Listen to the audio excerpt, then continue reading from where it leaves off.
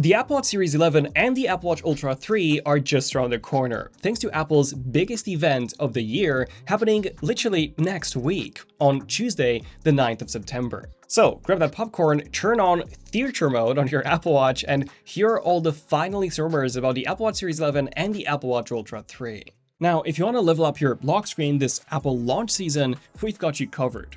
First off, we have the glossy Gravity Pack by Michael from our Apple wallpapers. This just looks awesome, whether you apply it on your iPhone, iPad, or even on your Mac. Then there's the new Gradient Glow Pack by Arif. Honestly, one of my absolute favorites. It's super clean, super vibrant, and it pops on any Apple device. Our designer Michael also dropped Amorphous Auras, which looks incredible. And if you're into something a bit more landscapey to flex the new liquid glass effect, well, Mahim's Lucid Lens is the one to get. And the best part, you can download the first wallpaper from each pack completely free, in full 8K, no ads either. And Wallpapers itself is totally free to download too. Link down below.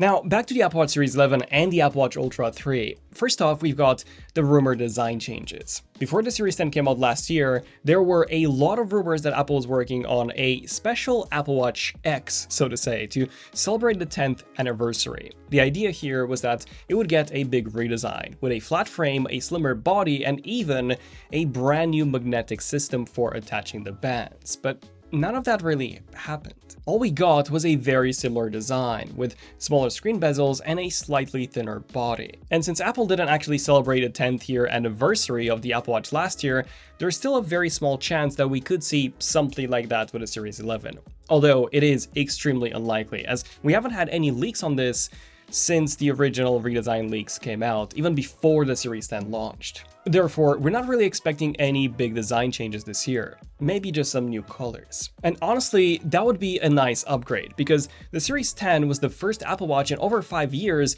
to launch with only 3 aluminum finishes: jet black, silver, and rose gold. The last time this happened was all the way back with the Series 5 in 2019.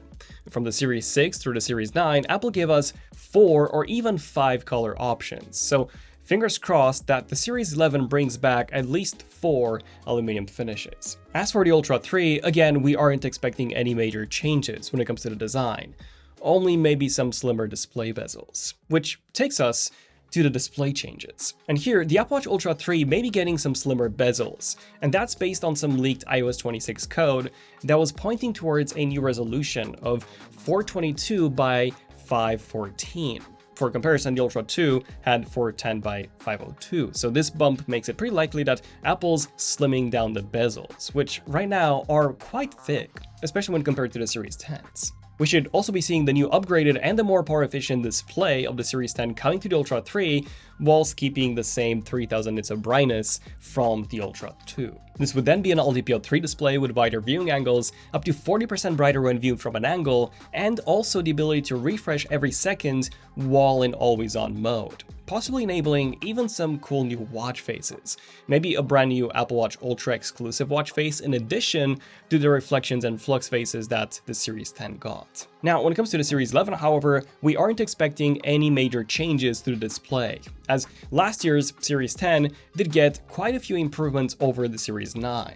Improvements such as the new LTPO3 display with the wider viewing angles and the always-on enhancements. So what about the performance? Well, both models are expected to use the new S11 chip, which builds upon the T8310 architecture found in the Series 9 and 10. It features a dual-core CPU, a 4-core neural engine, ultra-wideband support, 2nd gen, and also 64 gigabytes of storage. In other words, they would have the exact same performance as the Apple Watch Series 11 and the Apple Watch Series 9, since, fun fact, Apple usually only upgrades the performance on their watch chips every 3 years or so, as the S6, S7, and S8 chips had the same performance. And the S9, S10, and S11 chips are also very likely to have the same performance too. But what about any special features that these new watches may come with? Well, this is where things get really exciting, because first of all, we have the connectivity upgrades.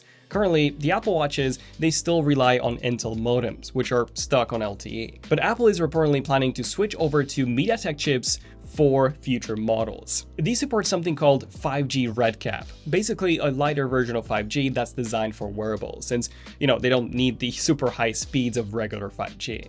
This could finally bring 5G to the Apple Watch, and even though it won't be full-blown 5G, it should still be a nice step up from the LTE that we've seen so far. And the Apple Watch Ultra 3 may even get satellite connectivity. This was first introduced with the iPhone 14, and it could be extremely useful, especially if you're hiking in remote areas, which is what the Ultra was built for. And last but not least, we may also see blood pressure monitoring on both of these new watches. Now, this isn't expected to show the exact systolic and diastolic readings, but rather it would constantly monitor for hypertension and potentially alert the user.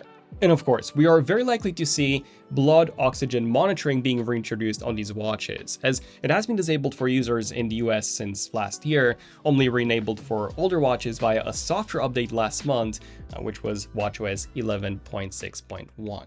So what about their battery life? Well, the Apple Watch has always been quoted to have an 18-hour battery life. Even the very first Apple Watch, the Series 0 from 2015, was quoted to have 18 hours. Of course, we saw some improvements here and there from generation to generation as the chips got more efficient and the batteries got slightly larger, with the latest Apple Watch Series 10 almost pushing 2 full days of battery in my case. It lasts much longer than any previous generation Apple Watches, but the quoted battery life is still at 18 hours, which I think is quite weird. As such, I'm expecting the Series 11 to have a very similar battery life to the Series 10. And same goes for the Ultra 3. Apple has always quoted the Ultra to have 36 hours of battery life, and in my personal testing, it would last me between 3 to 3.5 days. But one important thing that has completely changed the way I use my Apple Watch is the new super fast charging introduced with the Series 10 last year, where the Apple Watch can charge from 0 to 80% in just about 30 minutes, compared to the Ultra that charges to 80% in around an hour. And yes, this faster charging is also rumored to come to the new Ultra 3, finally. Leave a like if you're also excited about faster charging on the Ultra. At number 6, we have the pricing. We haven't had any specific rumors about pricing, so I'm fairly certain that it will remain the same as last year. So $399 for the base Apple Watch Series 11 and then $799 for the Ultra 3. Of course, these prices will go up as soon as you opt for a more expensive band or a more premium finish, or you add SOAR connectivity to the Series 11. So when are we expecting to see these new watches? Well, if the last decade is a hint to go by, then we are almost certain to see them announced at Apple's September event on Tuesday the 9th, alongside the new iPhones. And we may also see the budget Apple Watch SE being updated as well. According to the latest leaks, yes, there is an Apple Watch SE3 in the works. This hasn't been updated for 3 years, so it's been long overdue. And while this won't be a massive overhaul, this update will likely focus on slimmer bezels, similar to the Series 7 and newer, and possibly the addition of an always-on display. Although I would expect this to be significantly dimmer than what's found on the Series 11 or Ultra 3, so more in line with the original always-on display introduced with the Series 5. It may also be getting the latest S11 chip, just like the Series 11 and the Ultra 3, which means more watchOS updates for many years. A really important thing to consider for a budget device. So having said all of this, what do you guys think about the new Apple Watches? And are you planning on getting any of them? And if so, let me know down below which model are you upgrading from. I'm Daniel, this is ZONEofTECH, and once again, if you want to see some awesome wallpaper designs, check out our free app wallpapers. And yeah, I'll see you guys in the next one. ZONEofTECH, signing out. Cheers.